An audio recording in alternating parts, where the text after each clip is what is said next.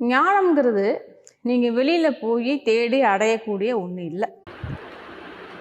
ஞானம்ன்றது வெளியில் போய் தெரியக்கூடியது இல்லையா?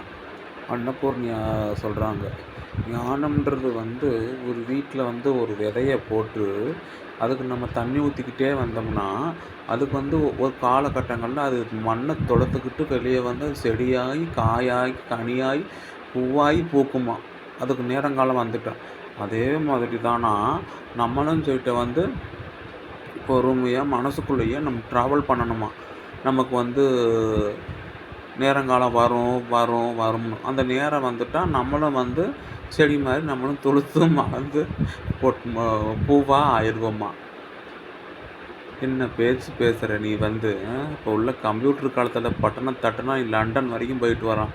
நீ எல்லாம் எந்த காலத்தில் இருக்க? உன்னையெல்லாம் ஃபஸ்ட்டு பேச வர்றான், அப்புறம் உன்னையெல்லாம் சுடணும்.